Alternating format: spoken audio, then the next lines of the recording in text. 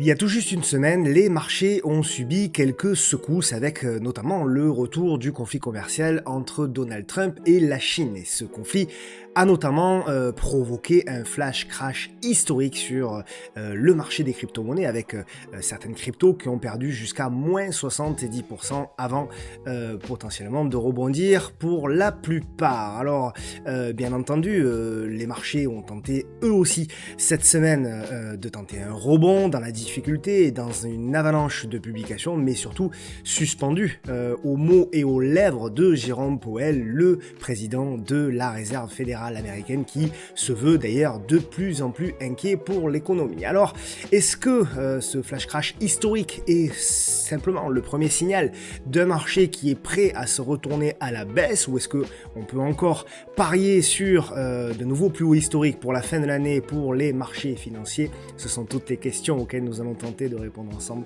dans cette vidéo.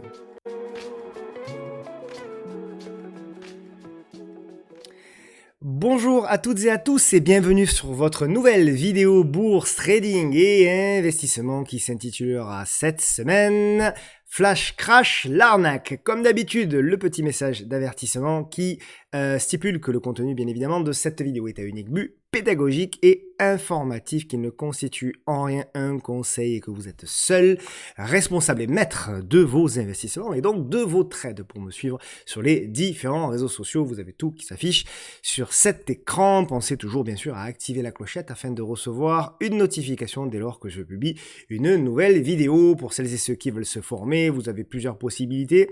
Bien entendu, sur le site du podcast de la bourse.fr, l'espace membre, formation et coaching. Vous pouvez également, bien entendu, rejoindre plus de 6000 abonnés sur la newsletter. L'espace membre, encore une fois, qui est gratuit sur le site du podcast de la bourse.fr, encore une fois, et dedans vous avez des modules d'accompagnement sur tous les sujets liés à l'investissement, bien sûr. Pour celles et ceux qui veulent aller un petit peu plus loin, vous avez nos programmes MT Trading Premium et MTT Découverte, le petit nouveau depuis le début de l'année pour les petits budgets. Cette semaine, vous aurez 2 vidéos, puisqu'il y a la vidéo que vous êtes en train de visionner, plus dimanche, une vidéo malheureusement qui fait l'actualité. Donc dimanche à 9h, c'est une vidéo exceptionnelle sur le Luxembourg que je vous invite à regarder parce que, évidemment, c'est un sujet qui est majeur actuellement avec la période que l'on traverse. Et donc je pense sincèrement que c'est une vidéo à voir absolument. Donc n'hésitez pas dimanche, ou plus tard d'ailleurs, à la revisionner sur la chaîne. Je remercie très chaleureusement bien entendu les partenaires qui me permettent et qui m'accompagnent et me permettent de créer tous ces contenus 100% gratuitement pour vous. On attaque avec la thématique du jour, le flash crash, arnaque du siècle ou pas d'ailleurs, c'est ce qu'on va essayer de voir. Est-ce que au-delà de effectivement l'arnaque que beaucoup ont vécu sur le moment, est-ce que ça peut se transformer en un signal de faiblesse et un signal inquiétant pour la suite? Bien écoutez, on va essayer de répondre ensemble, et comme d'habitude je vais essayer de vous partager mon avis qui vaut ce qui vaut certes, mais en tout cas qui est le plus sincère et transparent possible. On ira bien entendu regarder le CAC 40 qui s'est plutôt bien comporté cette semaine, le CAC Small qui a sous-performé mais qui est assez intéressant dans sa construction.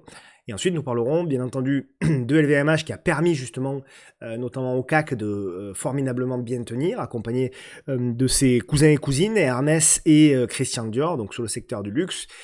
Puis on ira voir d'autres valeurs, ID Logistique, on m'a demandé, Umicore, dont on fait le suivi depuis un moment. On est sorti d'ailleurs, pour information, on est sorti hier sur Stop Loss. Je vous montrerai,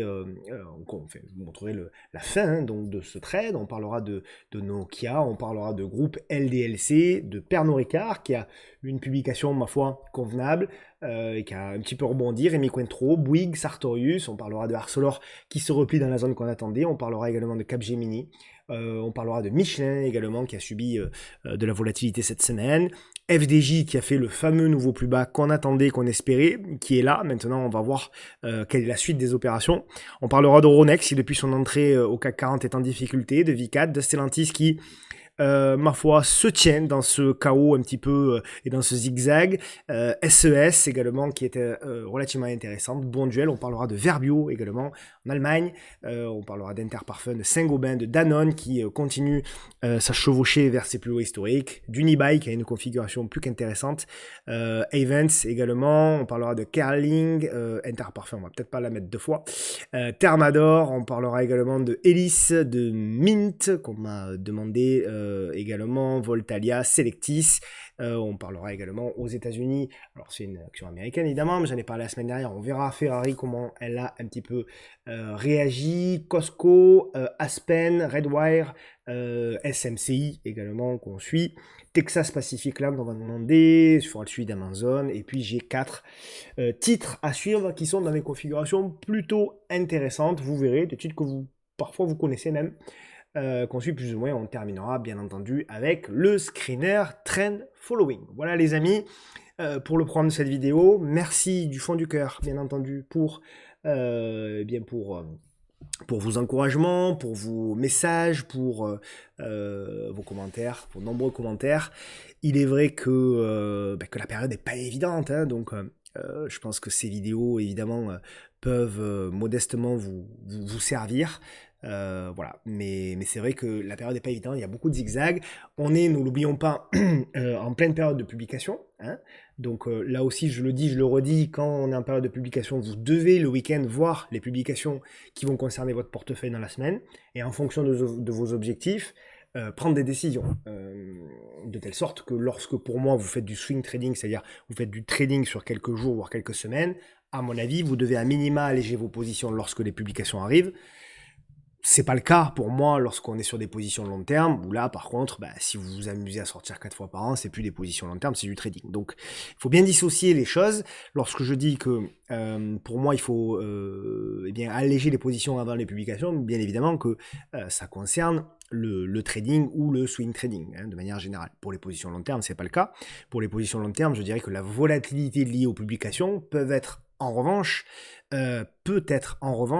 des opportunités pour pouvoir rentrer sur certaines valeurs.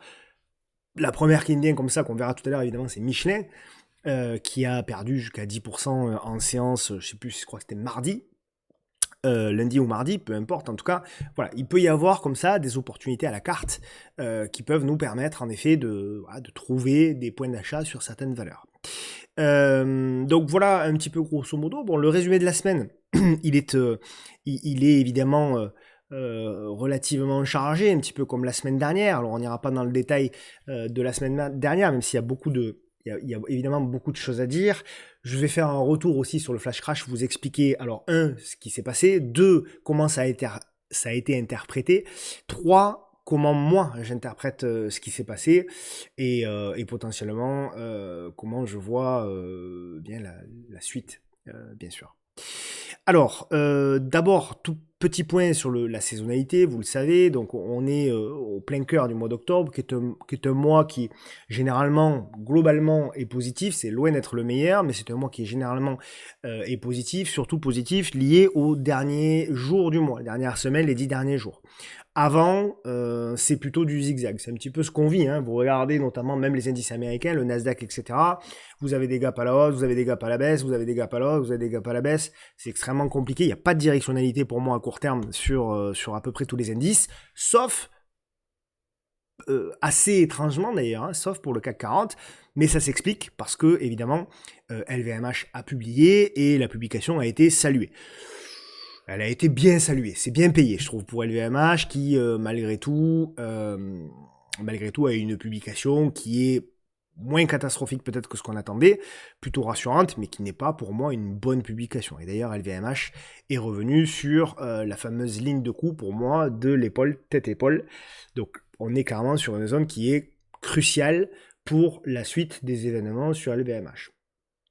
Mais j'y reviendrai.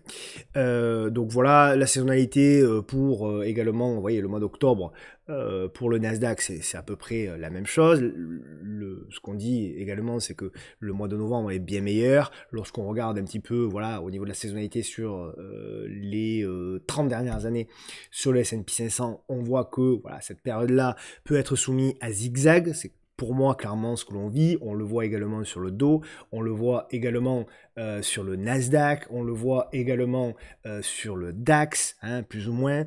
On le voit également sur le CAC 40, mais le CAC 40, on le voit sur ce graphique-là et on l'a vu cette semaine, est plus fort. On en avait parlé la semaine dernière en termes de statistiques, de saisonnalité sur cette période-là précise, évidemment. Hein. Donc, pour le moment, le marché, il peut y avoir effectivement des événements qui font que on peut avoir plus ou moins de doutes, etc.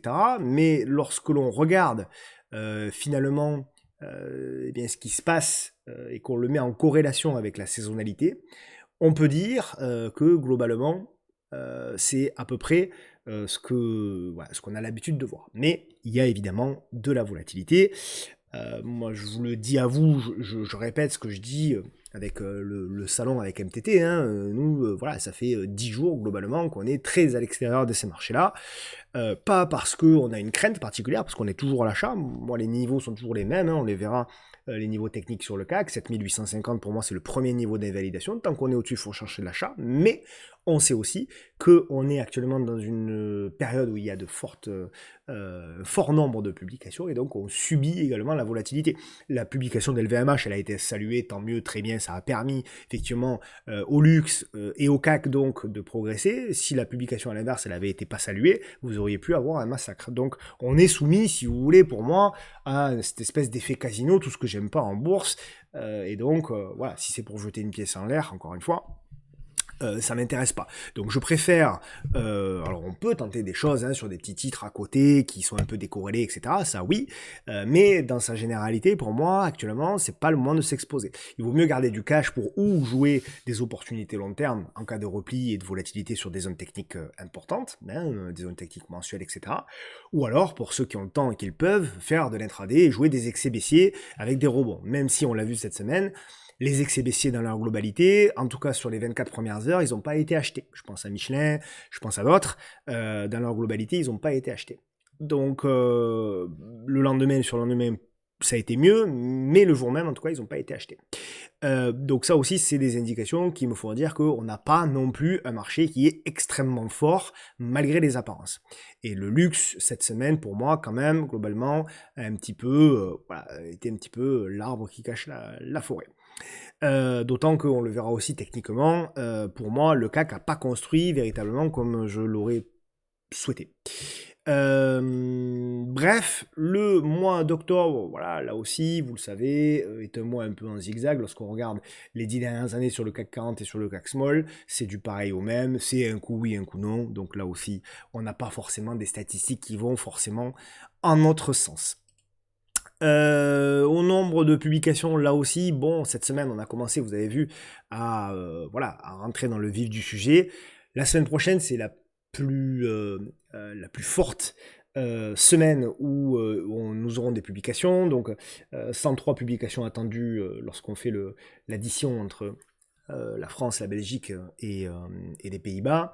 Ça va ralentir petit à petit sur les prochaines semaines, mais globalement, attendez-vous à 3 semaines quand même avec un certain nombre de publications importantes et potentiellement de la volatilité. Alors il y aura des bonnes surprises, il y aura des mauvaises évidemment, mais ce qu'il faudra faire, surtout à l'issue de ces 3 semaines, c'est tirer un bilan général de l'état d'abord des résultats actuels. Et au-delà des résultats actuels qui seront publiés par les entreprises, c'est les perspectives. C'est voilà, est-ce qu'il y a de la crainte dans les mots qui sont utilisés ou pas. C'est là pour moi que le marché décidera ou pas de jouer pour la fin de l'année cette fameuse jambe haussière que j'espère tout simplement. Même si, et je vous expliquerai un petit peu plus loin pourquoi, eh bien j'ai quelques doutes sur la suite des événements. Ce que je voulais vous dire également, bien entendu, c'est que bon, aux États-Unis, c'est la même chose. Donc cette semaine, vous avez eu des publications qui reviennent un petit peu également aux États-Unis sur le devant de la scène. Pas de publications entre guillemets majeures. Je parle surtout des 7 magnifiques. Mais voilà, ça va venir petit à petit. Vous avez notamment, c'est la semaine prochaine, hein, c'est la semaine prochaine. Oui, c'est la semaine prochaine, le 21. Vous avez donc Netflix qui va publier, vous avez Tesla le 22. Intel le 23, vous avez ensuite Apple, vous avez Meta, Microsoft et Amazon qui doit traîner par là. Je la retrouve pas, Amazon. Bon, peu importe. En tout cas, voilà, on a pas mal de publications qui vont arriver, donc c'est également très chargé les 3 prochaines semaines sur, bien entendu, les marchés américains en termes de publications. Donc là aussi, soyez vigilants par rapport à ça, parce que eh bien, ça peut créer, là aussi, ça peut engendrer de la volatilité. Si je vais dans le détail, bon, vous irez voir hein, par vous-même, mais la semaine prochaine, voilà, vous aurez beaucoup de publications. Ah non, pardon, ça c'était cette semaine, excusez-moi. Ça c'était cette semaine, mais la semaine prochaine, voilà, vous aurez encore beaucoup de publications. Donc, s'il y a évidemment des analyses que je fais parmi ces titres-là, attendez évidemment que la publication sorte avant éventuellement de prendre position si ça peut vous intéresser ou s'il y a une config qui vous intéresse. Ok. Donc le sujet principal évidemment de cette vidéo, hein, c'est Flash Crash, l'arnaque du siècle. Donc retour d'abord sur une folle journée, hein, la journée de vendredi, qui a été vraiment une journée incroyable, puisque au même titre qu'on attendait la nomination d'un nouveau Premier ministre, qui a été finalement Sébastien Lecornu, j'y reviendrai juste après, et on en touchera deux mots. Eh bien, quelques minutes après sa nomination, en direct, on a pu voir, eh bien, effectivement, l'effondrement, il n'y a pas d'autre mot, hein, de certaines crypto-monnaies qui ont perdu jusqu'à moins 70% pour certaines. Donc ça a été véritablement quelque chose d'assez fort.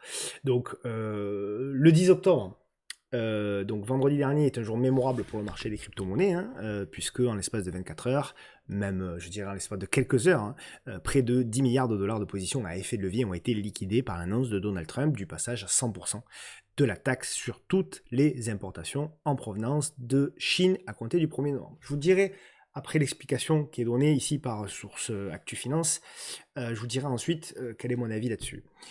Le ton donc est rapidement monté entre Washington et Pékin. À peine quelques heures après les propos du président américain Donald Trump, les marchés ont réagi évidemment avec brutalité. Bitcoin et Ethereum ont chuté lourdement, mais finalement c'est les moins pires, avec dans leur sillage plus d'1,5 million de traders liquidés. 1,5 million de traders liquidés.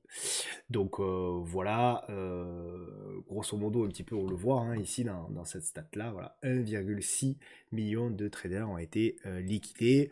Là vous avez aussi, voilà, regardez un petit peu ce pic là. De liquidation, un truc absolument fou. Donc voilà, donc Bitcoin a enregistré une chute record entre guillemets, hein, du moins dans sa vitesse. Voilà, donc à noter quand même que effectivement, donc 99% des pertes sont imputables aux positions longues, hein, liquidées totalement dans l'ensemble, près de 8 milliards de dollars. La bourse HTX, donc à noter une liquidation individuelle la plus conséquente de 87 millions de dollars. Donc voilà, tout comme Binance, qui font face à des problèmes techniques en raison d'une surcharge d'ordre de demande. On a vu le chaos, hein, là aussi, des exchanges qui n'ont tout simplement pas eu la capacité de répondre. C'est peut-être le plus gros scandale pour moi, qui n'ont pas eu la capacité de répondre techniquement, effectivement, aux ordres qui ont été passés. Donc ça a été le chaos, hein, tout simplement. Par conséquent, la peur a été telle que la valeur totale du marché a chuté de presque 200 milliards de dollars, ce qui a été assez évocateur considérant qu'il n'avait seulement s'écoulé que quelques heures après l'annonce de Trump qu'il envisageait d'annuler sa rencontre avec le président Xi Jinping. Ce revirement soudain donc suffit de déclencher une spirale de vente forcée et de prise de profit, bien sûr, précipitée.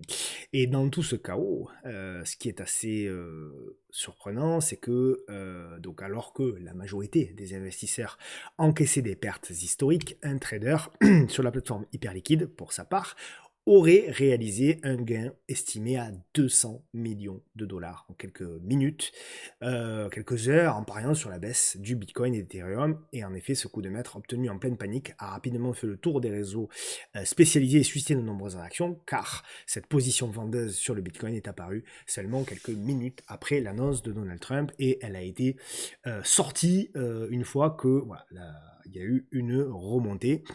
Donc voilà, l'effet de levier Donc certains analystes estiment d'ailleurs que ces ordres massifs de vente à découvert auraient par conséquent évidemment amplifié la chute initiale. Ainsi, ce scénario illustre une nouvelle fois la grande fragilité du marché crypto, souvent mise à rude épreuve par les mouvements soudains de capitaux et surtout par le recours excessif au trading de levier. Et à fort levier, parce que bon, faire un levier de 2 ou 3, bon, voilà, ça peut être violent, mais le problème c'est qu'il y a beaucoup d'exchanges. Alors le problème c'est pas les exchanges qui mettent à disposition des leviers de 20, de 30, après tout, chacun fait comme il veut. Le problème c'est qu'il y a beaucoup de néo-investisseurs qui ont voulu, faire des leviers beaucoup trop élevés, et donc malheureusement se sont fait démonter, hein, il n'y a pas d'autre mot, hein. D'ailleurs on a vu de nombreux témoignages. Il y a eu beaucoup malheureusement de passages à l'acte négatifs qui ont été également faits. Donc soyez prudents, soyez vigilants. De toute manière, quoi qu'il en soit, la vie évidemment ne vaut pas d'être mise en jeu pour des pertes d'argent. Même si je comprends que la détresse peut être énorme, il y a aujourd'hui la possibilité d'échanger. S'il y en a qui ont des difficultés, j'ai eu des messages cette semaine, je suis également à votre disposition. Il y a évidemment pas de problème.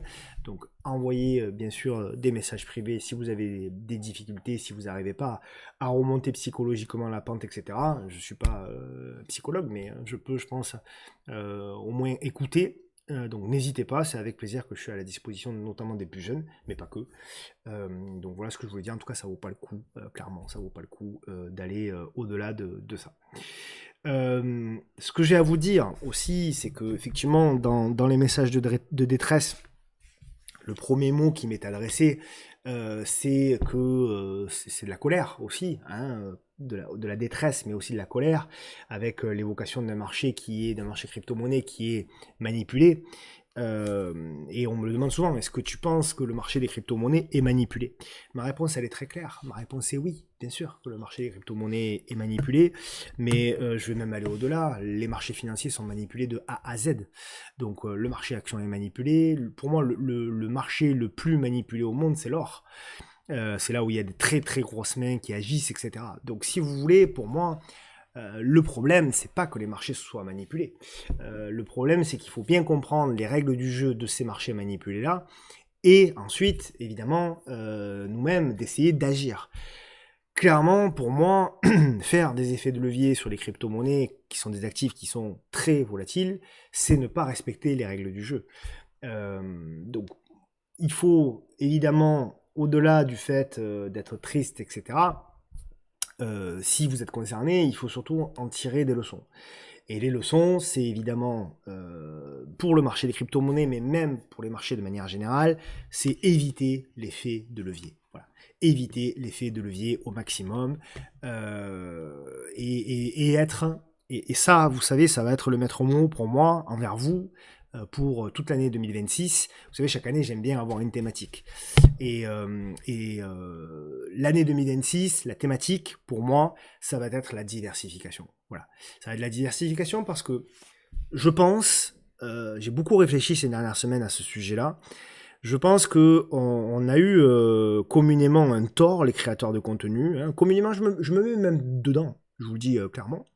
C'est qu'en fait, on a fait croire aux gens, par des faits, que finalement, pour s'enrichir, il fallait pas être diversifié, il fallait juste acheter un tracker Monde ou Nasdaq ou S&P et fermer l'ordinateur. Parce qu'en effet, c'est ce qu'on voit sur les 10 dernières années, et même au-delà des 10 dernières années.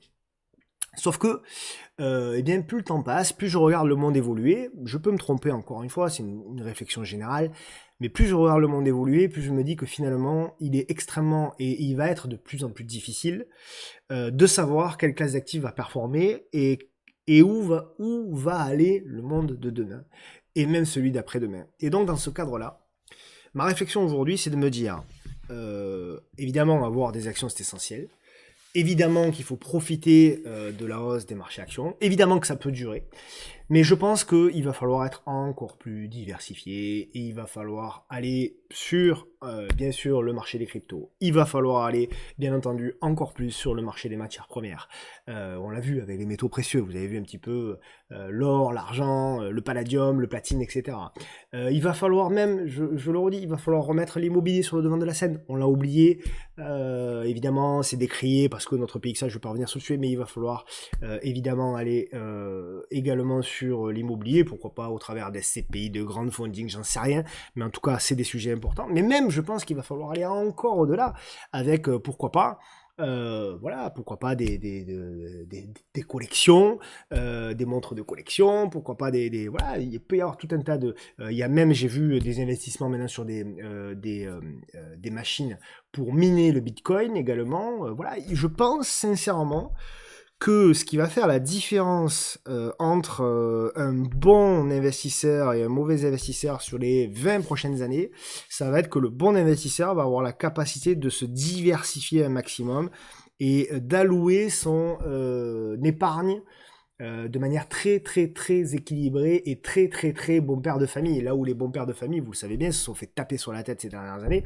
notamment avec le portefeuille All Weather de Ray Dalio, voilà, tout le monde a presque ri au nez de Ray Dalio en disant ce portefeuille-là, il est équilibré mais il rapporte pas grand-chose. Moi, je pense que ça va revenir sur le devant de la scène.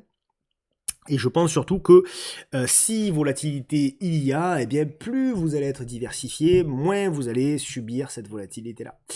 Donc voilà un peu moi mon horizon pour 2026. C'est ce que je vais essayer. Je vous interrogerai d'ailleurs, peut-être dans la semaine d'ailleurs, à ce sujet-là, voir si ça vous intéresse, voir si éventuellement ce sont des sujets. Vous pouvez d'ailleurs me le dire d'ores et déjà dans les commentaires, hein, si ça vous intéresse, qu'on aille notamment au travers de la newsletter où il y a des articles, peut-être aller chercher des professionnels. Alors je sais pas sur quel sujet, hein, des professionnels sur différents secteurs et essayer de les mettre en avant pour voir éventuellement sur quelle classe d'actifs on peut diversifier au maximum.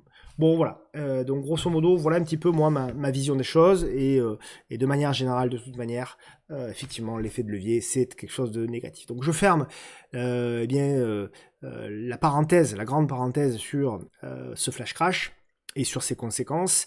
Et puis, évidemment, vendredi, ça a été aussi la nomination de Lecornu, hein, dans le gouvernement Lecornu 2. Alors, vendredi dernier, je vous disais que c'était bien, que j'avais repris un petit peu espoir en la politique, parce que Sébastien Lecornu était parti la tête haute de ce gouvernement et finalement ne courait pas après le poste. Et puis quelques heures après, il a été renommé. Bon, ça m'apprendra, ça m'apprendra à croire certaines choses. Donc juste qu'on peut dire que globalement, donc Sébastien Lecornu a évité la censure avec des accords avec différents partis politiques qui qui sont peu représentés par la population. Et donc, effectivement, voilà, il y a un budget qui est mis sur la table. Ce budget, pour moi, je vous le dis comme je le pense, est catastrophique. Il est catastrophique pour 3 raisons. La première et la moins grave, c'est que, et la moins grave des 3, c'est que d'abord, c'est un budget qui tape beaucoup sur la classe moyenne. Quand vous allez jusqu'à imposer les tickets restaurants, quand vous allez geler les pensions de retraite, quand vous allez geler le barème de l'impôt sur le revenu et faire tomber 200 000 foyers dans l'impôt sur le revenu, pour moi, vous vous attaquez inévitablement à la classe moyenne. Encore et encore. Et vous raclez même, je dirais, les fonds de tiroir. Et pour moi, c'est dangereux. Donc ça, c'est le premier élément qui fait que pour moi, c'est un budget qui est catastrophique. Deuxième élément qui fait que c'est un budget qui est catastrophique, c'est que malgré tout ça, malgré ces nouveaux sacrifices que la classe moyenne va faire, eh bien, l'endettement ne va pas changer. On va être à entre 4,7 et 5% d'endettement encore, malgré tout ça. Donc c'est absolument catastrophique. Donc malgré tous ces sacrifices, on va encore sacrifier des gens. et malgré tout, on ne va pas réduire le déficit considérablement. Je pense que pour le coup, Sébastien Lecornu a été extrêmement mauvais dans ses négociations. C'est-à-dire qu'il a dit l'objectif c'est 4,7, mais on peut aller jusqu'à 5%. Donc en gros, il acte qu'on ira jusqu'à 5%. Donc il acte la médiocrité et il acte encore une fois encore une fois, on va pas s'en sortir. Ça c'est le deuxième point. Et enfin le dernier point qui est pour moi le plus grave dans ce budget, le plus grave, c'est qu'en fait c'est un budget qui ne porte aucun espoir. C'est un budget qui ne porte aucun espoir pour les travailleurs, aucun espoir pour la jeunesse, aucun espoir pour le travail, pour le gars ou le gars qui se lève tôt, ou la femme de ménage qui se lève tôt, ou la personne qui a envie de travailler plus, etc., etc., etc. Donc pour moi, c'est absolument catastrophique le signal qu'on envoie. Je vous le dis, vous le savez, moi, honnêtement, j'ai pas de préférence, ni de droite, ni de gauche, je m'en fous complètement. Moi, ce qui m'intéresse, c'est les valeurs qu'on transmet aux gens. Ce qui m'intéresse, c'est les motivations, l'espoir qu'on porte aux gens. Et moi, clairement, quand j'entends ce budget-là, je me dis, mais c'est une catastrophe, en fait. C'est une véritable catastrophe. En fait, ils ont toujours pas compris. Et ils continuent de faire les mêmes choses qui ne marchent pas depuis 40 ans. Et ils continuent d'appuyer sur les mauvais boutons, quoi. Donc c'est dramatique. C'est dramatique pour notre pays. Je pense que ça ne va entraîner à moyen terme que des nouvelles choses négatives. Tout ça pour garder encore une fois des postes, tout ça pour essayer soi-disant, de ne pas engendrer le chaos au chaos, mais le chaos il est déjà actuellement. Hein. Y a des gens qui ont plus de quoi bouffer, il y a des gens qui reposent de la nourriture à la caisse de supermarché. Voilà. Il y a quand même un gros problème dans ce pays, il va falloir qu'on se le dise quand même un jour ou l'autre, il va falloir que je pense que les gens prennent conscience que ça va plus et que il faut véritablement, pour moi, la priorité des priorités, c'est qu'il faut remettre le travail au cœur des débats. Il faut inciter les gens, motiver les gens, leur mettre une carotte, leur donner un espoir et leur dire et leur prouver que se lever le matin, eh bien, ça permet de vivre, tout simplement. En Allemagne, alors, moi, je suis pas fan des Allemands, hein, loin de là, mais en Allemagne, ils sont en train de voter une loi qui va permettre aux gens de travailler jusqu'à 73 ans. Voilà, le contrat senior. Nous, on fait tout l'inverse. L'Allemagne est à 60% de dette, nous, on est à 120%. Donc, voilà, encore une fois, vous voyez, parce que c'est pas forcément une politique. Ce que je dis, c'est pas forcément être de droite ou de gauche, puisque justement, moi, je suis quelqu'un qui pense qu'il faut aider les gens qui sont dans la difficulté, etc. Enfin, vous connaissez, hein, comme je dis souvent, j'ai un cœur plutôt à gauche et j'ai peut-être un espoir, on va dire, professionnel plutôt à droite.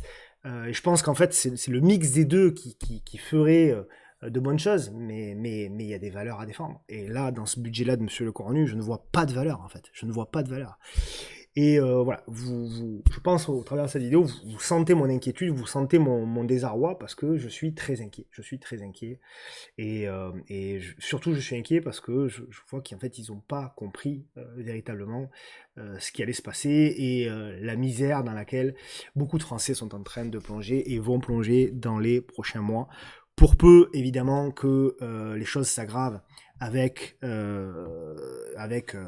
bien sûr une récession aux États-Unis ou pas, d'ailleurs on verra, hein, eh bien ça pourrait avoir encore une fois encore plus de conséquences pour nous. Pour le moment, le taux de chômage aux États-Unis, il n'est pas annoncé parce que vous savez, on est en shutdown, donc là aussi la stat est retardée semaine après semaine. Aujourd'hui, Powell a 97 ou 99% de chances de pivoter. Lui qui, il y a quelques mois, ne voulait pas baisser les taux, se met tout à coup à vouloir les baisser de plus en plus vite. On parle même d'une baisse de 50 points de base pour la prochaine. Et puis cette semaine, on l'a vu, hein, il met en garde contre des problèmes plus profonds sur le marché du travail. Et ça, vous le savez, hein, là pour le coup, s'il y a bien un truc dont je vous ai parlé ces derniers mois, c'est ça, c'est le marché du travail. Pour moi, c'est le seul indicateur qu'il va falloir regarder d'ici la fin de l'année et au début de l'année prochaine. C'est le seul indicateur pour moi qui va nous faire dire est-ce que oui ou non on va avoir une récession aux États-Unis. Je sais que tous les économistes, la plupart des économistes, la majorité des économistes estiment que cette récession aux États-Unis est peu probable, mais moi ce que je vois, c'est que à ce stade, au moment où je vous parle, elle n'est pas du tout exclue. Et voilà. Et tant que vous êtes en effet avec un taux de chômage aux États-Unis sous les 4,5, 4,5%, en effet, elle est plus ou moins écartée, mais c'est pas fait et on le sait, ce sera un élément qui sera évidemment crucial pour la suite, d'autant qu'on a des pays également qui subissent la même chose. On le voit en France dans une moindre mesure, mais on le voit également eh bien, au Royaume-Uni où on a un taux de chômage qui est en train de repartir à la hausse. Donc on peut avoir tous les pays, la majeure partie des pays occidentaux, qui seront touchés, qui seront peut-être touchés par effectivement une vague de chômage assez importante. Quand on sait que tout ça arrive au moment où effectivement on a des actifs qui sont le marché action, qui dans sa globalité sur le marché américain sont relativement chers, qu'on s'est habitué à cette cherté, voilà, on a quand même, voilà, quand on regarde un petit peu les ratios aujourd'hui, on est globalement presque sur tous les compartiments chers, voire très chers. Pas en bulle encore une fois pour moi, mais cher, voire très cher. Donc moi, ça me fait dire que ce marché peut corriger. Maintenant, est-ce que ça veut dire que mon scénario principal, vous le savez, qui est pour moi d'une hausse d'ici la fin de l'année et après peut-être 2026 avec beaucoup plus de complexité, change totalement? Pas encore, même si je commence à avoir quand même quelques doutes, mais c'est pas encore changé. Je pense que la saisonnalité du VIX également, pour moi, elle correspond globalement à ce qu'on est en train de vivre et que peut-être que d'ici la fin de l'année, on aura une baisse de ces inquiétudes qui nous permettra d'aller quand même chercher des nouveaux records sur pas mal d'indices, et notamment les indices en retard, comme le CAC 40. Ça vaut aussi pour la saisonnalité sur un mandat présidentiel américain, qui est de 4 ans. Et donc, mon scénario là n'a pas changé, c'est ce que je vous présente, c'est le scénario sur lequel on travaille, c'est-à-dire de dire, ok, là on est dans cette période où on peut avoir de la volatilité, cette volatilité devrait retomber pour la fin et le début de l'année, et puis après, par contre, on aura très certainement une année 2026 qui sera beaucoup plus soumise à la volatilité, beaucoup plus compliquée, beaucoup plus exigeante en termes de stock picking et d'investissement, et surtout de l'allocation du capital, encore une fois, dans la diversification. Donc voilà, aujourd'hui je n'écarte pas le fait que, même si j'ai un tout petit peu plus de doutes, je vous les transmets aussi, mais je n'écarte pas du tout, c'est toujours mon scénario privilégié qu'on ait de la hausse pour la fin de l'année, pourquoi pas jusqu'au début de l'année prochaine. Voilà, après le timing c'est difficile évidemment, mais je pense que en revanche il va falloir s'armer évidemment pour être prêt et efficace surtout pour le reste de l'année 2026. Voilà, globalement, pour moi, évidemment, ça dépendra des stats, notamment, ça dépendra de ce que fait Powell, ça dépend plein de choses qu'on décrira au travers de ces vidéos tous les vendredis. Mais globalement, pour moi, c'est sur quoi on se dirige. Évidemment, c'est un scénario de base, et encore une fois, on ajustera au fur et à mesure. Le but, si vous voulez, c'est pas d'avoir raison à 100%. Le but, c'est d'avoir voilà, un bout de chemin, et après, au fur et à mesure des chandeliers et des graphiques déjà en premier lieu, hein, puisque c'est le principal, c'est ce qui évidemment dicte nos faits et gestes, mais également en fonction, eh bien, en fonction de l'actualité économique et des statistiques économiques, effectivement, on ajustera ce scénario. Voilà, donc bien sûr, eh bien pour éviter aussi, ces désagréments, vous avez accès bien sûr à la newsletter et au portefeuille Forteresse, qui a d'ailleurs une performance qui a été doublée.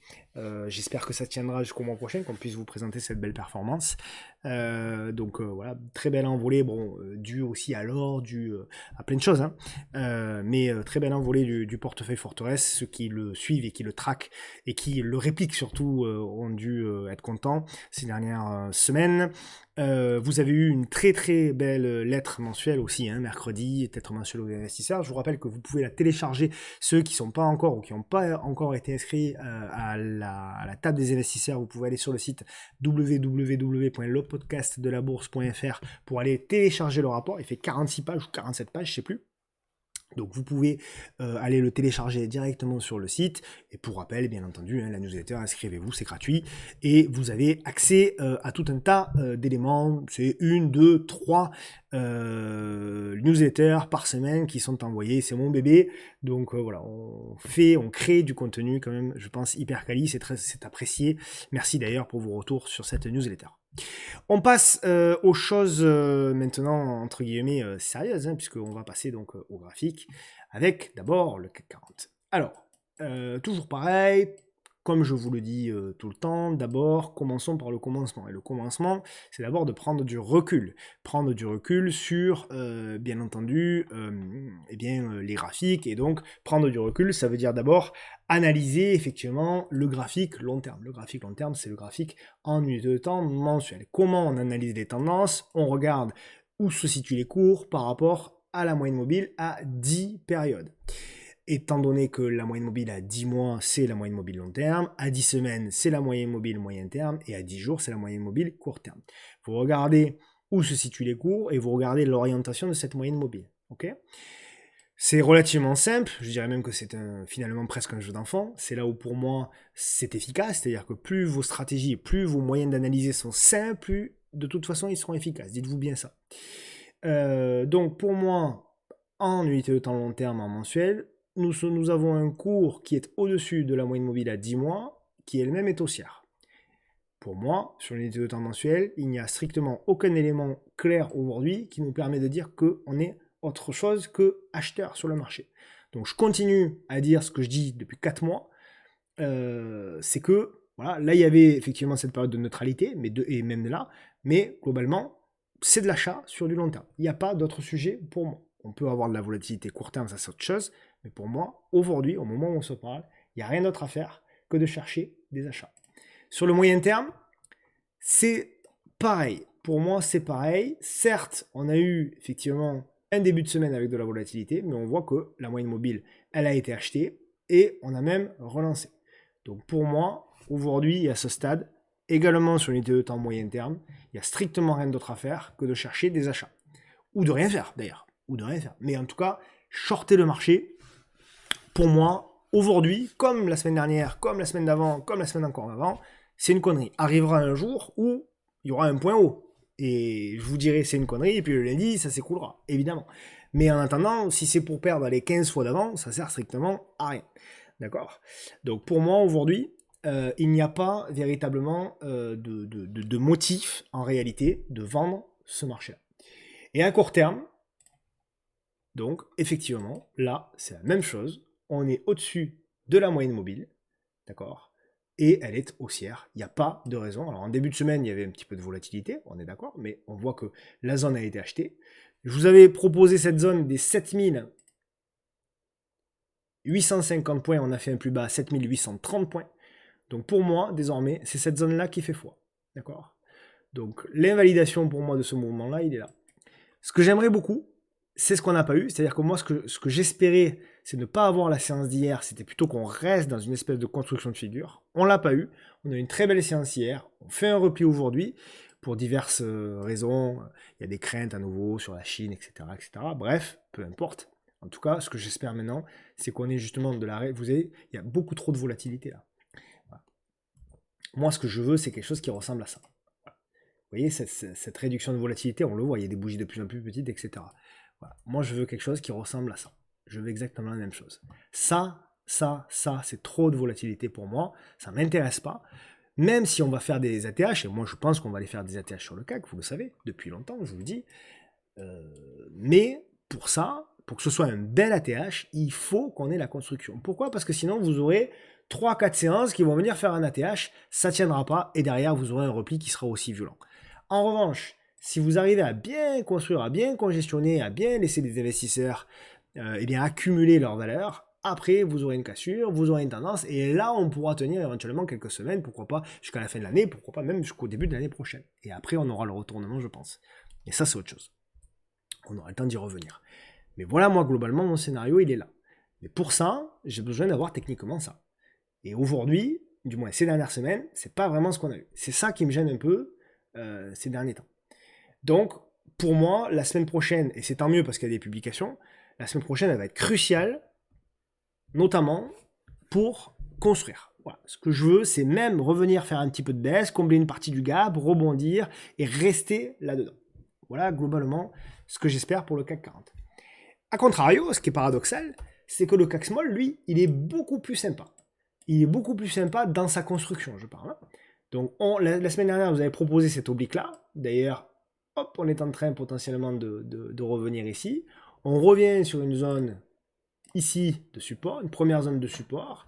On peut même, si on veut, tracer cette oblique-là. On peut dire que toute cette zone-là, c'est une zone de support. Donc moi, ce que je veux, là aussi, c'est pour les small, la semaine prochaine, bien construire là-dedans, revenir ensuite à la fin du mois là, reconstruire ici, et ensuite breaker. C'est ça qu'on veut, c'est le signal haussier qu'on veut pour le CAC Small. Évidemment, là aussi, cette figure-là casse par le bas, on commence à repasser sous les 16 000 points, etc.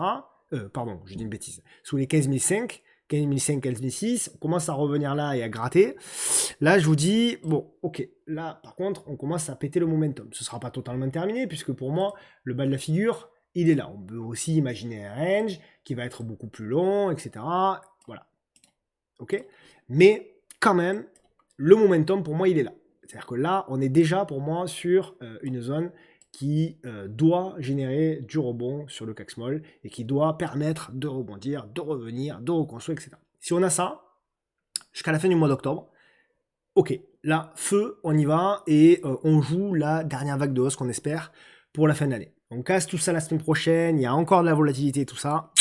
Là, par contre, ça remettra pas tout en jeu, évidemment. Et tout n'est jamais totalement perdu. Puis les marchés finiront toujours par aller plus haut, c'est ce qu'on espère. Mais en tout cas, ça va casser un petit peu le momentum. Vous comprenez ce que je veux vous dire? Voilà, c'est ça que je veux vous dire. Voilà, donc pour le CAC Small. Après, je ne vous le fais pas évidemment à long terme, hein, pour le moment il n'y a rien à dire, mais oui, on fait le double top, etc. Donc effectivement, là on avait fait un double top aussi, donc effectivement ça ressemble quand même un petit peu la construction de ce qu'on avait vécu ici en 2021. Est-ce qu'on aura le même retournement ou pas? Je n'en sais rien, mais en tout cas, effectivement, ça ressemble un petit peu. C'est la crainte qu'on peut avoir. Évidemment, ça va être conditionné, hein, ça va être conditionné au luxe. Et le luxe, lui, évidemment, il est revenu bien sûr la zone qu'on attendait, la fameuse ligne de coup. Hein, donc voilà, la question elle est là. Pour moi, de toute façon, c'est LVMH qu'il faut regarder. C'est est-ce que LVMH va parvenir là-dedans à construire, voilà, ou pas, à construire là-dedans donc pendant quelques semaines avant de breaker et de redémarrer. Et après, je pense pas qu'on ira sur les nouveaux plus hauts historiques, je pense que derrière on aura un repli, mais peu importe, en tout cas, voilà ce qu'on attend sur LVMH. Voilà ce que je veux sur LVMH pour aller plus haut, pour retourner, pourquoi pas, au-delà des 700 et pourquoi pas même vers les 750. C'est une très belle zone là, vous voyez, les plus hauts ici, les plus hauts là. Donc l'idée globalement, c'est que si on arrive à construire là-dedans, derrière on aura un objectif de revenir là. On n'arrive pas à construire, on n'arrive pas à redépasser les 620 €. Derrière, vous risquez la rechute parce que, évidemment, qu'il y a beaucoup de vendeurs qui se situent ici pour shorter le titre. Et à la limite, c'est légitime parce que c'est une zone de potentiellement de short. Voilà. Même si, pour moi, quand même, c'est un peu shorter le VMH après la publication qui est pas si mal que ça et qui a été saluée, c'est que ça peut être quand même potentiellement compliqué. Sa cousine, Hermès. Hermès, c'est toujours pareil pour moi, il n'y a pas grand chose, hein, voilà. On est toujours sur le même graphe, voilà. On est dans la zone, effectivement, la première zone de soutien avec le support oblique. C'est pas une zone d'achat pour moi, enfin, c'est une zone de trading presque, hein. C'est-à-dire si on casse par le haut, effectivement, on peut tenter un mouvement là, mais voilà, ça me paraît cher, ça me paraît haut, même si effectivement il y a une petite congestion qui est en train de se mettre sur moi, ça, je dois dire que c'est pas trop mal. Mais voilà, la première zone d'achat pour moi, elle est là, aux alentours des 1700 €. Zone de convergence en plus avec ce support oblique en pointillé. Donc voilà, pas grand chose à dire pour Hermès. Dior, évidemment, c'est le même graphe que LVMH. Bien entendu. Voilà, on avait proposé, vous vous souvenez, vous avez proposé 2 achats, un ici et un renfort là. Bon, le premier, pour le coup, il a généré quand même un rebond jusqu'à 34%, encore une fois. Si vous en avez pris, minimum mettre peut-être le stop à break-even pour éviter, s'il y a un retour quand même, de transformer la position qui était en beau gain, de la transformer en perte. Voilà, globalement.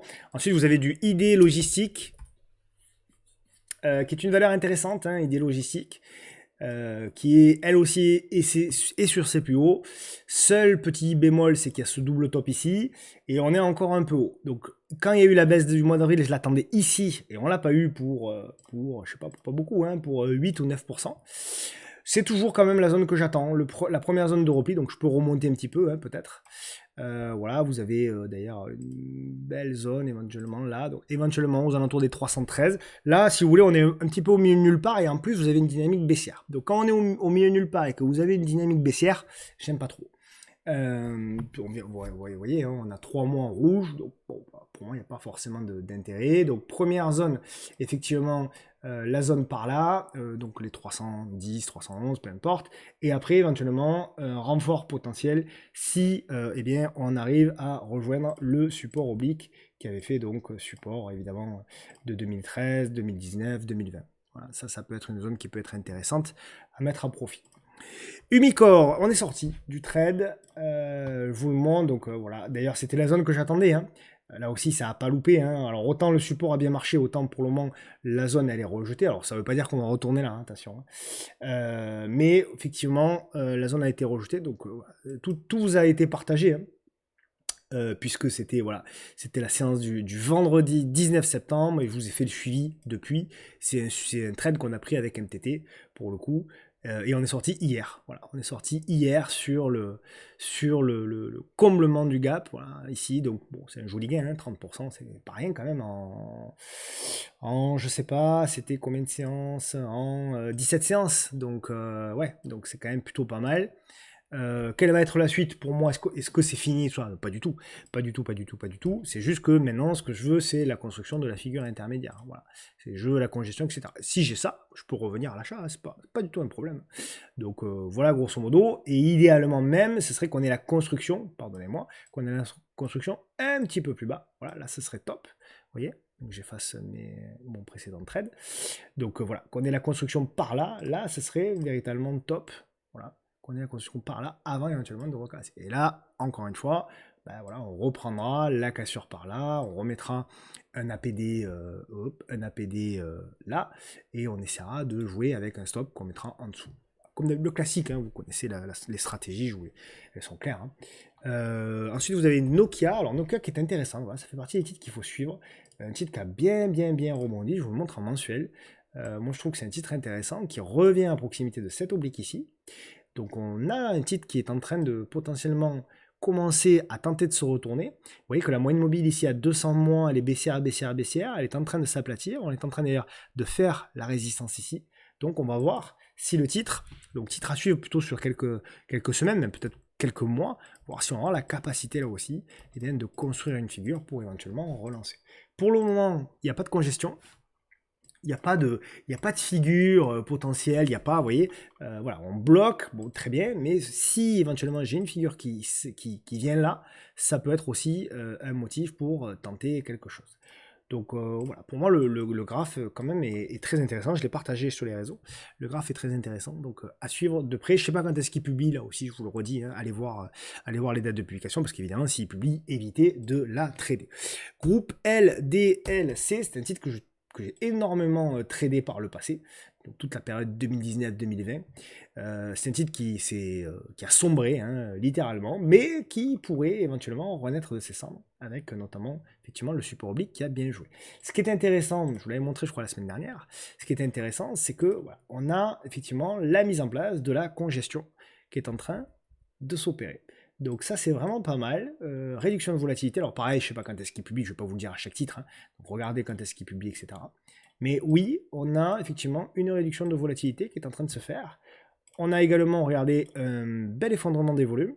Donc ça se regarde, attention aux tailles de position, hein. C'est un titre qui est devenu très illiquide.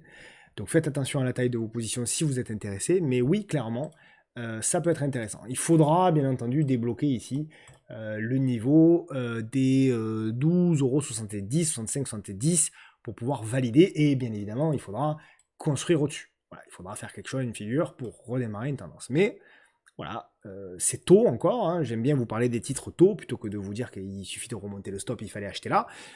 Mais évidemment, par les taux des actions, ça engendre, et j'en suis conscient, et je m'en excuse encore une fois, ça engendre que derrière, vous avez un taux de réussite qui est moins bon, clairement. Mais je préfère la jouer comme ça, ça m'intéresse plus, et deux, je pense que vous aussi. Pernod Ricard. Donc Pernod Ricard, bon, la publication de Pernod, elle est pas si mal que ça, elle n'est pas exceptionnellissime non plus, hein, mais elle est pas si mal que ça, et nous disions que effectivement, bon, il fallait que Pernod se reprenne, elle se reprend un petit peu, on est sur le niveau, je vais vous mettre en mensuel, on est sur le niveau d'investissement, hein, pour moi, sur Pernod Ricard, pour moi, c'est un niveau dans lequel vous pouvez investir, voilà, hein, si vous êtes intéressé, tout en sachant qu'il faudra, si vous êtes intéressé par Pernod Ricard, évidemment, tout en sachant qu'il faudra un renfort par là. Voilà, maintenant, bon, voilà, il y a une réaction, etc. Bon, ok, très bien, parfait. Maintenant, c'est pas la réaction du siècle non plus, il ne faut pas non plus exagérer. Oui, effectivement, il y a cette figure de tasse à vacances, de double appui, ce que vous voulez, peu importe. Donc, éventuellement, on peut travailler cette zone-là pour générer du rebond. Parfait, très bien. Voilà, maintenant, il va falloir plus que ça. Il va falloir arriver enfin à faire ce qu'on avait tenté, mais échoué ici, c'est-à-dire la construction au-dessus de la moyenne mobile. Vous voyez, on a tenté de construire, on a tenté de faire une figure, mais derrière, ça a lâché par le bas.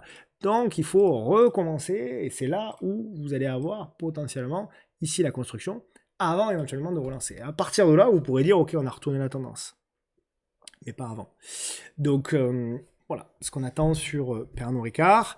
Sa cousine, Rémi Cointreau, c'est du pareil au même, hein, globalement, hein, sur Rémi Cointreau. Voilà, bon, le graphique long terme, il est à peu près similaire. On est effectivement sur une très belle zone, là c'est la même chose. Voilà, très belle zone qui est là, ou qui est là, peu importe, bon, vous avez compris, de toute façon c'est la même chose. Si vous l'écartez un petit peu. Il y a une zone de renfort sous les 20 euros, donc on est là. Il y a eu ce rebond, on revient pratiquement au point de départ. C'est pas gagné. Voilà, c'est pas gagné. Il y avait cette figure là. Ce qui me gêne, c'est qu'on l'a lâché. On est venu faire le pullback. Voilà. De toute manière, il faut arriver déjà à passer au-dessus de ça. Ça, c'est le diagnostic est le même, hein, que sur Pernod, hein. C'est-à-dire que là aussi, vous voyez, on a tenté la construction d'une figure au-dessus de la moyenne, donc mobile à 200, mais voilà, il va falloir que cette moyenne mobile se redresse, et nous, il va falloir que sur Pernod, sur Rémi Cointreau, mais c'est la même chose sur Pernod, qu'on ait cette fameuse construction pour espérer mieux. Tant que vous n'avez pas ça, ben, vous avez des rebonds qui sont joués, qui sont achetés par les traders, etc. Pour ça, c'est autre chose. Mais en termes d'investissement moyen long terme, en l'occurrence, vous n'avez pas encore ça qui... Voilà, vous n'avez pas encore le retournement pour moi qui est acté. Voilà. Bouygues en revanche, c'est très intéressant. Je l'avais présenté chez Investing il y a 2 mois, je crois, cet été. Et je disais voilà, que ce qu'on espérait sur Bouygues, c'était que cette congestion casse par le haut. Ça y est, on a le signal. C'est intéressant. C'est très intéressant, Bouygues, je trouve. La publication est sympa. Donc maintenant, ça fait partie des titres, voilà, sur lesquels, pareil, il faut vraiment suivre de près. Voilà, bon, on avait cette figure, hein, court terme, vous avez dit il faut la cassure, il faut la congestion. Donc ça, voilà, il faut surveiller de près et voir la construction sur Bouygues. Et si on a une belle construction sur Bouygues, en effet, vous voyez, typiquement, voilà, là on a typiquement ce que je vous explique sur, ce que je vous ai expliqué sur Pernod et sur Rémi Cointreau, c'est qu'une fois qu'on est passé au-dessus de la moyenne mobile, on a eu la construction. Alors ça n'était pas très belle, j'en conviens, mais on a quand même eu une construction, vous voyez, voilà. Et là, elle casse par l'eau. Donc ça, pour moi, c'est très bon. C'est un bon signal. Ça ne veut pas dire que ça va marcher à tous les coups, évidemment, pas de boule de cristal, etc. On le sait. Mais c'est pas mal du tout. Maintenant, il faut la cassure par l'eau. Donc ça, Boeing peut faire partie des valeurs qui, bizarrement, se mettraient tout à coup à surperformer. Pour la fin de l'année. C'est ce que j'espère, c'est globalement mon scénario. Autre titre qu'on surveille depuis un moment, c'est Sartorius, qui a... J'aurais dû mettre 10, mais ça aurait été plus court. Qui a ici déclenché aussi un petit retour suite à la publication, petit retour à proximité de l'oblique. Donc ça, c'est plutôt pas mal. Maintenant, là aussi, rien n'est fait. On le voit, on revient là aussi sur la zone, effectivement, de résistance mensuelle. Voilà. hop, hop, hop, hop, hop, je nettoie un peu tout ça, voilà, donc là, c'est la même chose. Ce que je veux maintenant, c'est une construction. À partir de là, on a le pic, beaucoup de volatilité, pas de souci. Aujourd'hui, bon, la séance ne vient que de commencer, mais on a une réduction de volatilité. Voilà. Ce que je veux, c'est ça. Ce que je veux, c'est ça. Et si j'ai ça, alors on passe directement à l'achat. Le potentiel est grand. Hein. Le potentiel est très grand, c'est pas trop tard. Regardez un petit peu le potentiel. Donc voilà, si on arrive à rentrer par là et que la tendance vraiment démarre, objectif, revenir sur les 281, 280, et après 347, pourquoi pas 390, et on verra. Ok? Donc voilà, plutôt pas mal. Là aussi, vous voyez, la moyenne mobile qui n'a fait que baisser, baisser, baisser, baisser, baisser, baisser, baisser, qui se relève, et qui est en train, potentiellement, je l'espère, de se redresser. À l'image de Pernod Ricard et de Rémi Cointreau, je veux la construction au-dessus de la moyenne mobile à 200 jours qui se redresse. C'est ça qui va me faire avoir confiance. Arcelor, on attendait le repli sur la grosse zone. Nous y sommes. Voilà. Exactement. Pour le moment, le scénario est joué. Donc, on a vraiment ce qu'on souhaite. Donc, on va observer cette belle congestion et on va voir si ArcelorMittal a la capacité derrière de la casser par le haut. Et si c'est le cas, on aura certainement le vrai signal, cette fois-ci, de moyen long terme. Échec si on réintègre. Et là, pour le coup, ben, c'est nos amis investisseurs de long terme qui seront contents si on réintègre la figure pour aller payer éventuellement à nouveau le plus bas. On considérera que c'est un faux breakout et que derrière, ce ne sera pas mort, hein, parce que derrière, ce sera peut-être ce signal-là qu'il faudra prendre pour jouer la tendance de long terme. Mais pour le moment, tant qu'on tient la zone des 30 euros, c'est là que je veux payer ArcelorMittal parce que le momentum, pour moi, il est toujours bon. Capgemini qui, voilà, je ne sais plus si je vous l'avais dit ou pas, ou si c'était sur le salon, mais pour moi, on est en train de revenir effectivement sur quand même une zone intéressante. Voilà. Ouais, je peux la laisser, en journalier. Juste, je pense qu'on va aller faire un nouveau plus bas. Pour moi, ça, c'est quand même une figure de continuation. Donc, ça presse pas. Pour moi, sur Capgemini, je pense qu'on peut avoir une nouvelle attaque baissière. Et là, ce sera une première zone. Donc, vous verrez, hein, je vous montre une zone, de manière générale. Après, chacun fait comme il veut, évidemment. Hein. Mais globalement, la zone, elle est entre les 104 et les 110, 112, 113, peu importe. Ça, c'est la première zone. Et après, la deuxième zone, elle est beaucoup plus basse. C'est le canal. Et là, bon, voilà, c'est pareil. C'est une zone un peu... Voilà. Elle est là, on va dire, entre les... On verra selon la vitesse à laquelle on va, c'est toujours la même chose. Entre les 70 et les 80 euros. Je pense que ça peut être bon. Donc un petit peu aux alentours des 110, un petit peu aux alentours des 80. Voilà, ça fait un pru aux alentours des 90 globalement. Je pense que sur Capgemini, un pru aux alentours des 90 pour du très long terme, je pense que c'est pas mal. Ça reste quand même pour moi une très belle valeur. On continue avec Michelin qui s'est rapproché sans la toucher encore de la zone que j'avais indiquée la semaine dernière. Donc voilà, petit à petit l'oiseau fait son nid et on pourrait éventuellement se rapprocher de la zone que j'attends, donc qui m'intéresse effectivement aux alentours des 22 jusqu'à 24. Voilà, toute cette zone là, à vous de la travailler de la manière que vous souhaitez, mais oui, c'est une zone qui pas de canal, qui peut être quand même assez intéressante. Alors oui, on fait une mèche, attends, on dit ça y est, le rebond est fait et tout. Bon, on peut rebondir et repartir. Hein. C'est d'ailleurs ce qui est arrivé ici en avril. Hein. Donc voilà, globalement, je pense que ce niveau-là peut être intéressant. Pensez évidemment là aussi à garder un renfort sur Michelin. Je la vous mets pas, je la mets pas en court terme parce que évidemment pour les traders pour le moment c'est pas forcément intéressant. FDJ, ah ça y est, pareil, j'avais pris des cailloux. Qu'est-ce que j'ai pris comme cailloux depuis 2 mois quand je disais que j'attendais un nouveau plus bas sur FDJ pour valider pour moi éventuellement la figure. Donc on a eu ce nouveau plus bas, je vous l'avais expliqué, hein, j'avais expliqué pourquoi, parce que pour moi c'est une figure de continuation et qu'il fallait attendre un nouveau plus bas, parce que chaque fois qu'on avait un nouveau plus bas, derrière on avait le rebond, et là on l'avait pas eu, on n'avait pas allé chercher la liquidité, là ça y est c'est fait. Là, ça y est, c'est fait pour moi. Donc, à partir de là, est-ce que ça veut dire qu'il faut acheter, évidemment, alors sur du long terme, pourquoi pas, hein, voilà. Mais quand même, je préférerais attendre la construction, comme d'hab, la construction et éventuellement tenter quelque chose. Donc, on va voir. À partir de là, ce que je veux voir dans les 15 prochains jours, c'est ma petite figure ici de retournement. Voilà. Je veux ma petite figure de retournement, mon petit biseau descendant, ma petite cassure du biseau, et à ce moment-là, on peut jouer le retournement véritablement pour FDJ. Voilà. Maintenant, évidemment, vous le savez, c'est pas non plus mon titre préféré pour les raisons que vous connaissez avec l'État, etc. Maintenant, sur ce niveau de prix-là, quand même, je trouve que c'est plutôt pas mal. Voilà, c'est peut-être pas le point bas, mais en tout cas, je trouve que quand même en termes de valo, etc., on est revenu sur des niveaux plutôt sympas. Euronext, alors qu'Euronext est rentré, vous le savez, au CAC et qui depuis ne va pas bien fort. Donc j'ai toujours le même avis hein, sur Euronext. Moi je vous ai dit, hein, je trouve qu'on était trop haut de toute manière. Ça fait un petit moment. On avait accumulé, on a cassé la congestion. Est-ce que la baisse est terminée? J'en sais rien. Mais ce que je sais, c'est que en tout cas, voilà, premier niveau minimum, c'est ce niveau-là. Donc au-dessus des 100 euros. Et ensuite, bah, après, il y aura le support oblique, hein, qui sera par contre là une belle opportunité en effet. Sur Euronext, voilà, si on l'a, donc voilà, grosso modo, les deux niveaux, donc là je ne sais pas hein, combien on sera sur le support oblique, ça dépend si on descend comme ça ou si on descend comme ça, mais globalement, voilà, proche des 80, donc un peu vers les 100, un peu vers les 80, ça devrait être plutôt pas mal pour Euronext. Ensuite, on m'a proposé du VCAT qui a bien progressé. Voilà, on avait proposé à l'époque des zones d'achat qu'on a eu sur les 30-32, puis sur les 25 qu'on n'a pas eu. Et donc là, voilà. Alors là, pour moi, pour V4, vous voyez, le petit entre. Alors, c'est un très beau titre, hein, il n'y a pas de sujet là-dessus.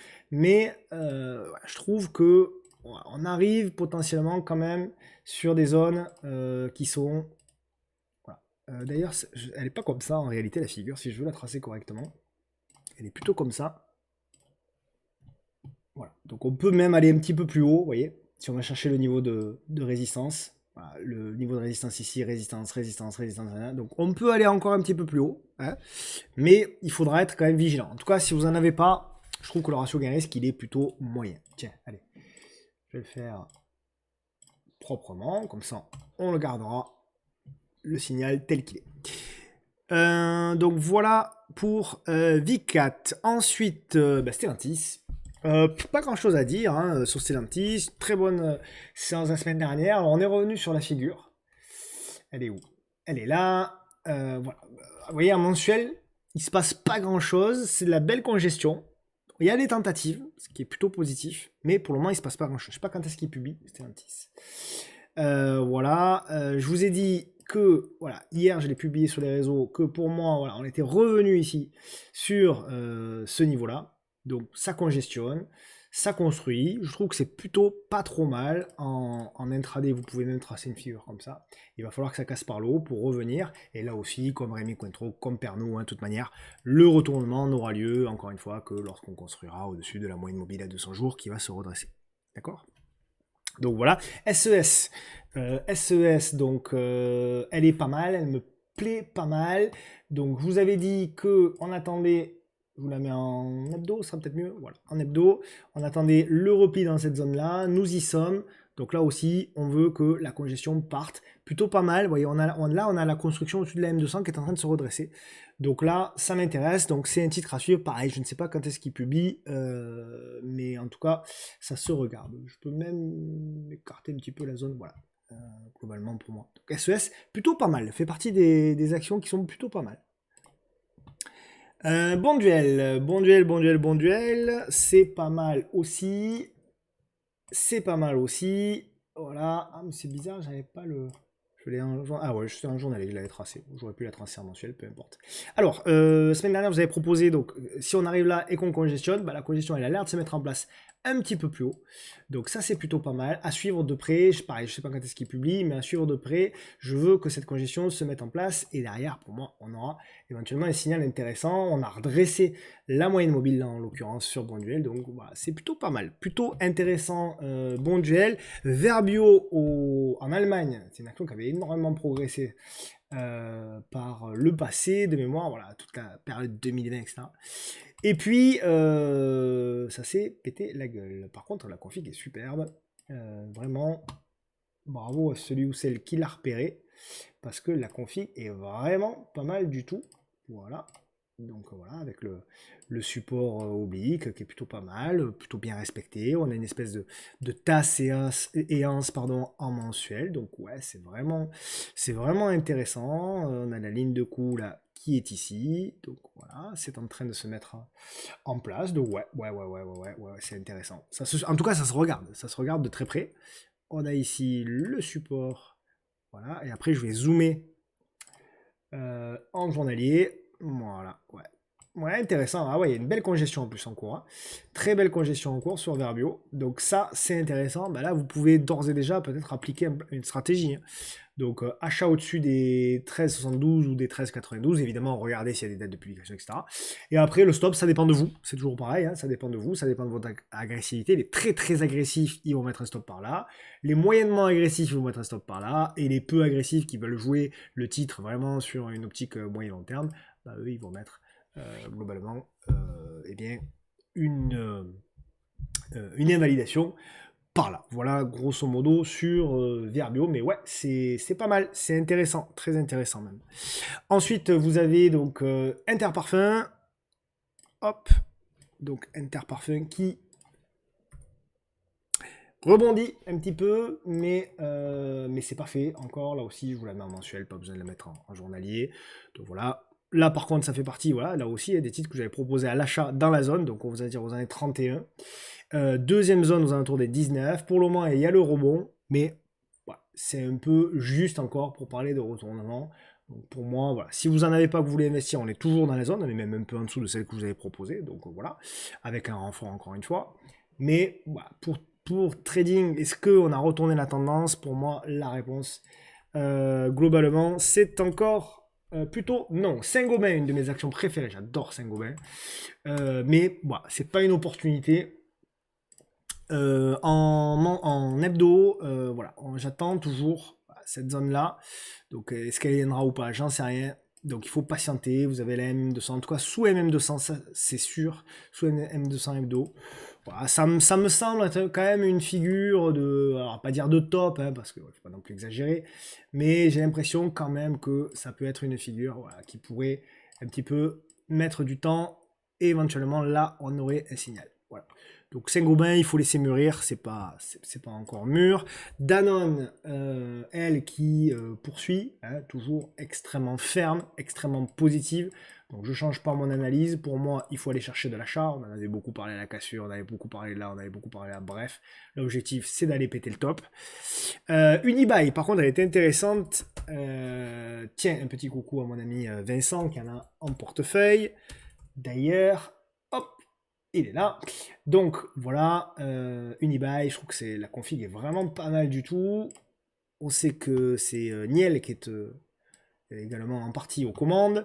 Donc on est revenu pour moi sur la zone de résistance. Et vous voyez, là où elle avait été vendue ici, vendue là en février, ben là, on a en revanche une belle congestion. On a d'ailleurs, tiens, les fans, on a un double inside bar mensuel actuellement qui dénote tout simplement. Donc on a une bougie mensuelle qui est à l'intérieur de la précédente, qui est à l'intérieur elle-même de la précédente, qui dénote une réduction de volatilité d'ailleurs. Vous regardez les volumes, peu de volume, mais le mois n'est pas terminé, c'est vrai. En revanche, en unité de temps journalière, voilà, on le voit, c'est très clair. Hop, voilà, je vous remettrai après, mais on le voit, c'est très clair. On a une belle figure qui est en train de se matérialiser. Donc ça, c'est vraiment pas mal.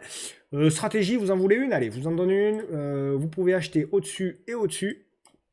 Et après, encore une fois, tout dépend de votre agressivité. Les plus agressifs, vous allez mettre un stop ici, 84,46. Moins agressifs, vous allez mettre un stop ici. Ceux qui veulent jouer Unibail sur le très long terme vont le mettre là. Voilà, ça dépend après, encore une fois, de votre profil, de votre horizon de temps, de tout un tas de choses. Moi, je vous fais des propositions et après, c'est à vous de voir ce que vous préférez ou ce que vous ne préférez pas. Nous avons du Evans. Alors pour moi, on a fait le move sur Evans. On a fait le move, voilà. On en avait beaucoup parlé dans cette congestion, etc. Et vous avez dit, voilà, l'objectif, c'est de revenir ici au 11,36 dans la zone. Bah, vous voyez, on est arrivé. Hein. On est arrivé, on a fait 11,19. Donc voilà, là, c'est vendu pour le moment. Voilà, on avait proposé l'achat, notamment au-dessus de la congestion. Bon, bref, vous connaissez l'historique. Donc pour moi, on est revenu. On va pas la voir là. Je vais la mettre en journalier. Hop. sur toutes les unités de temps. Voilà, là vous allez avoir un mensuel, voilà, on est là. Donc pour moi, si vous en avez, il n'y a pas de raison de vendre. Vous pouvez mettre un stop sous le plus bas mensuel, par exemple. Hein, voilà, pour être tranquille, sous les 9,70. Si vous n'en avez pas, c'est pas le moment d'en acheter. On est vraiment sur une zone là, pour moi, qui est une zone de résistance. Donc, pas forcément une opportunité forte. À mon sens, sur Events, malgré tout, pour le moment, c'est aussi point barre. Carling, j'en ai parlé cette semaine. Alors, c'est un petit titre, hein, c'est un tout petit titre qui a traversé de grandes difficultés. D'accord. Donc, il faut relativiser. C'est pas, là aussi, hein, c'est pas parce que je parle d'un titre, je fais, c'est pas 5 ou 10 tweets par jour. Donc, c'est pas parce que je parle d'un titre qu'il faut forcément l'acheter, hein, loin de là. Mais je vous montre toujours des configurations qui sont à suivre pour habituer vos yeux et surtout pour que derrière vous regardiez vous-même qu'est-ce que fait le titre ensuite, potentiellement pourquoi ça a validé, pourquoi ça n'a pas validé, si ça a validé, qu'est-ce que j'aurais pu mettre en place comme stratégie pour pouvoir rentrer, etc. Et donc là, sur Kerling, pour moi, voilà, on est là-dedans. On est dans une congestion qui est intéressante. On a là aussi, voilà, belle réduction de volatilité, donc c'est intéressant. Maintenant, encore une fois, rien n'est fait, il faut breaker. Donc voilà, on a cette situation-là. Ben, j'ajuste un tout petit peu d'ailleurs. Alors c'est pas très liquide, il faut faire gaffe. Pas très liquide. Mais voilà, on a cette situation-là. On peut l'ajuster, bon, peu importe, on s'en fiche. Donc là, il faut réagir. Il faut réagir et il faut breaker. Il faut faire le plus dur. Il faut repasser au-dessus des 11,15 €, 11,16 €. Et après, il faut, c'est toujours la même chose, construire là-dedans. C'est là où, potentiellement, vous pouvez avoir le signal. Voilà. Mais la config est pas mal. On retourne la MM200. On fait la figure au-dessus de la MM200. Elle n'a pas encore cassé par le haut. C'est ce que j'attends, c'est ce que je souhaite. Éventuellement, vous avez une zone de pivot là, voilà, 11-19, on va dire. On arrive à casser par le haut. On pourra dire que c'est beaucoup mieux. Thermador, alors, moi j'ai toujours la même zone, pas changer ma zone de mémoire de long terme. Voilà, elle est là. Elle est là, pas convaincu, tant que, voilà, minimum revenir aux alentours des 63.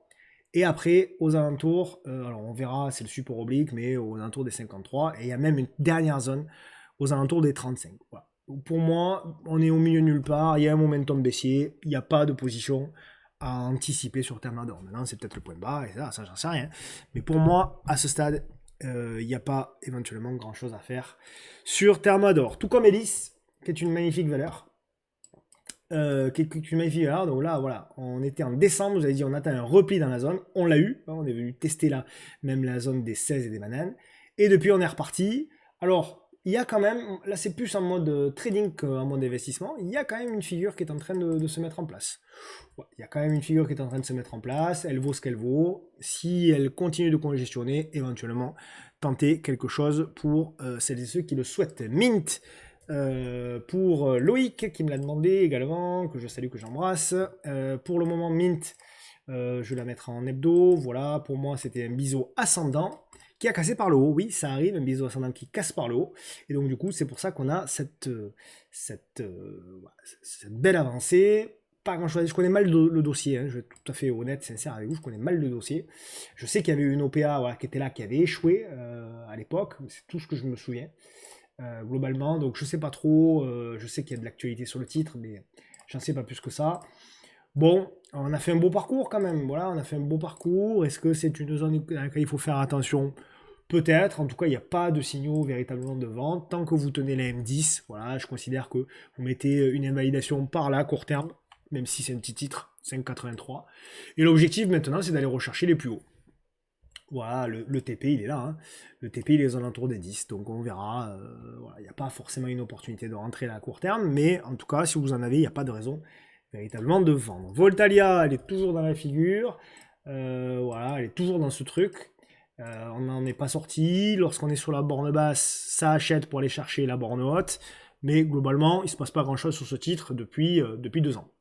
Donc c'est seulement si on parvient ou à casser par le haut ou éventuellement à casser par le bas que là on se dira, bon là il y a un changement de directionnel sur le titre. Pour le moment il ne se passe pas grand chose, à part pour la trader un petit peu, pour s'amuser, ça c'est autre chose, mais sinon pour le moment il ne se passe pas grand chose sur le titre. Selectis, on en avait parlé il y a plusieurs mois déjà, elle est bien revenue sur le devant de la scène. Donc c'est plutôt pas mal, ça reste évidemment spéculatif, hein, bien entendu, voilà, on en avait parlé à la cassure, la congestion ici au mois de septembre, derrière, elle fait un beau parcours, malgré quand même beaucoup de volatilité, il faut le dire, hein, beaucoup de volatilité, c'est là toute la difficulté, mais depuis finalement, il ne s'est pas passé grand-chose sur le titre pour des entrées. Alors il s'est passé beaucoup de choses, puisqu'il y a eu de la volatilité, mais je veux dire, on n'a pas eu de porte d'entrée claire. Il semble qu'on a petit à petit peut-être une petite réduction de volatilité qui est en train de se mettre en place. Je dis bien peut-être, d'ailleurs, peut-être là, peu importe, voilà. Mais c'est pas encore fait, donc voilà, on peut la suivre si vous êtes intéressé, si éventuellement on a quelque chose qui réduit un petit peu la volatilité. Tout ça sera bien évidemment mis en échec pour moi si on repasse sous les 3,30 €. Bon, Ferrari, elle a rebondi, mais pour moi, j'ai toujours le même. Voilà. Ah, elle était presque revenue sur la zone, tiens. On était presque revenu sur la zone. J'avais pas vu qu'on était presque revenu. Voilà, je suis pas convaincu. Voilà, je suis pas convaincu par Ferrari. Alors tiens, on peut avoir cette lecture-là aussi, c'est vrai. On peut avoir cette lecture-là aussi. Mais voilà. En tout cas, comme je vous le disais, là, en tout cas, pour moi, c'était pas une opportunité. Là, la première zone que vous avez proposée, c'était celle-ci. On l'a pas vraiment touchée. On s'est pas arrêté très loin non plus, hein. C'était la zone des 360 et on a fait 372. Voilà. Mais même si vous rentrez là, même si vous rentrez au 362, allez-y quand même tranquillement. Voilà. Allez-y quand même tranquillement parce que c'est un titre qui peut éventuellement, derrière subir encore des baisses. Donc on peut avoir bien sûr hein, un gros rebond, une nouvelle attaque baissière, un gros rebond, une nouvelle attaque baissière, etc. Et c'est seulement pour moi la vraie opportunité, elle sera véritablement sur le bas de canal. Voilà. Le bas de canal, là par contre, on aura une belle opportunité sur Ferrari. Ça peut mettre du temps, ça peut ne jamais venir d'ailleurs. Mais en tout cas, c'est globalement ce que je veux, moi, voir sur ce titre. Ouais. Costco. Alors, Costco, elle est là. Ouais, alors, en termes d'investissement, non. Parce que pour moi, on est très loin quand même de l'oblique. Du support oblique. Donc, il n'y a pas vraiment grand-chose à tenter. Par contre, peut-être qu'à court terme, ça me semble être une figure plus ou moins une figure de continuation quand même. Voilà, il peut y avoir ce genre de choses qui sont en train de se construire. Donc, ça se regarde, ça se surveille pour les traders, pour les investisseurs. Je trouve qu'on est quand même beaucoup trop. D'ailleurs, c'est pas cadeau. C'est un peu cher. Donc, voilà. Pour le moment, voilà. On peut jouer en mode trading éventuellement pour aller retrouver des plus hauts, mais en mode investissement, pas forcément hyper convaincu par ce niveau de prix là. Ensuite, vous avez du Aspen Aerogel. Alors, bravo à celui ou celle qui me l'a proposé, parce que franchement, la config, elle est intéressante. Bravo pour le coup d'œil. Donc, c'est vraiment pas mal. Voilà, on a une belle zone, très belle zone d'ailleurs, voilà, qui est là. Très belle zone de pivot. On a bien rebondi, on construit, belle réduction de volatilité. Inside barre mensuelle, ici, on le voit. Donc, qui dénote là aussi une belle réduction de la volatilité, donc une baisse, un ralentissement du momentum baissier. C'est plutôt intéressant aussi. On a un pivot qui est dessiné, qui est assez clair, qui est là. Et d'ailleurs, on pourrait éventuellement, pour les plus optimistes sur le titre, on pourrait éventuellement dessiner ici une tasse avec une anse. Donc si on a une petite réduction de volatilité là, pourquoi pas tenter quelque chose. On voit que la moyenne mobile devrait se redresser. Et là, comme les petites copines françaises, si on arrive à congestionner au-dessus, à construire et à casser par le haut, c'est vraiment très encourageant pour le titre. Ok ? SMCI, on a eu le petit repli cette semaine, enfin, petit repli qu'on attendait, voilà, petit repli, pas autant qu'on aimerait, mais petit repli et congestion, donc ça c'est pas mal, c'est vraiment intéressant pour le coup sur SMCI. Il peut faire partie des titres qui subiront un peu de rattrapage si les marchés américains se repartent à la hausse. Donc éventuellement, on peut tenter quelque chose au-dessus des 56,40 $ et bien sûr au-dessus des 58,75 $ pour viser. Bon, les objectifs, là, ceux-là, ils sont un peu morts d'ailleurs. Plutôt celui-là. Donc voilà, donc c'est plutôt pas mal. Texas Pacifique Land, c'est bien celui-là qu'on m'a proposé également. Celui-là, j'avais validé il y a bien longtemps apparemment. Donc voilà, bon, ben là, ouais, vous avez vu ce graphique, il ressemble à celui de Ferrari d'ailleurs. Sauf que Ferrari, on en est là. Donc même analyse hein, que finalement Ferrari, puisque le graphique est similaire. Pour moi, ça, c'est quand même plutôt de la continuation. Donc pour moi, l'objectif, c'est de revenir sur le support oblique qui serait en effet une opportunité. Donc voilà, ce niveau de prix là, 700, 720, on verra selon la vitesse à laquelle on y va. Voilà, grosso modo, pour ce titre. Et enfin, ma préférée américaine, vous le savez, c'est Amazon. Amazon, c'est ma préférée. J'adore cette boîte. Je trouve que c'est la plus belle boîte américaine, moi, à titre perso. Mais ça n'engage qu'à moi. Mais voilà. Mais malgré tout, l'honnêteté m'invite à dire que c'est pas du tout, toujours pas une zone d'investissement. On me l'a proposé, on m'a dit elle a baissé de 10%. Est-ce que ça vaut le coup? Non, pour moi, non. C'est pas parce qu'elle baisse de 10% que ça vaut le coup. Par contre, voilà, je veux quelque chose qui nous permettra éventuellement sur le bas de canal de tenter quelque chose ou sur ces niveaux-là. Voilà, mais pour le moment, c'est pas le cas, donc il faut laisser mijoter. Les 4 titres à suivre avant le screener trend following, les 4 titres à suivre. Alors, vous avez, on en a déjà parlé, mais toujours Aramis. J'ai galéré un peu pour trouver des titres, je vous le dis, mais on a toujours Aramis qui est toujours dans sa congestion mensuelle.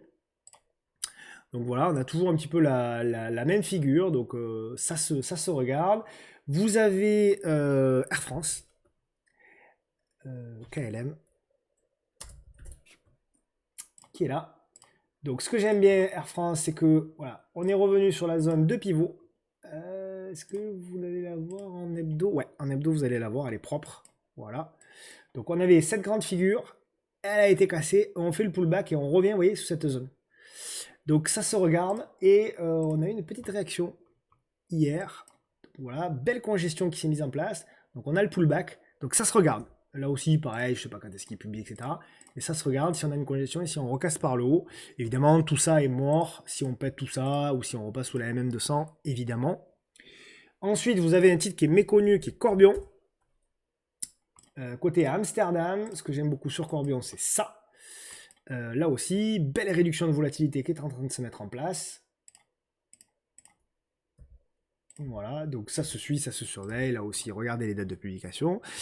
Et ensuite, pour mes amis belges, j'ai de l'EVS.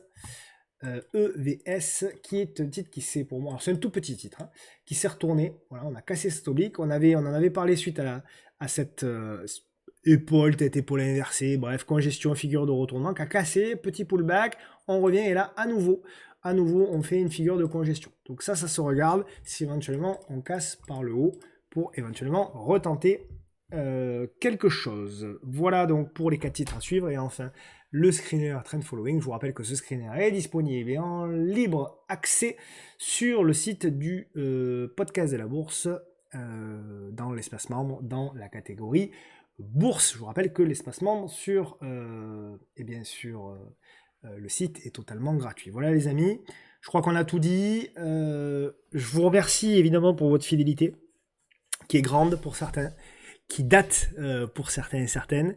Merci pour vos messages d'encouragement. Merci encore une fois pour voilà, vos likes, etc. Et les partages surtout sur les différents réseaux. N'oubliez pas que dimanche, donc, vous aurez à 9h la vidéo sur le Luxembourg. Malheureusement, c'est d'actualité la vidéo sur le Luxembourg, mais évidemment, il faut penser aussi à soi des fois. Et il faut savoir protéger son épargne parce que malheureusement, l'avenir, pour le moment, est, on va dire, nuageux. Allez, je vous embrasse bien fort, prenez soin de vous, prenez soin de vos proches, et on se retrouve bien évidemment la semaine prochaine. À plus, ciao!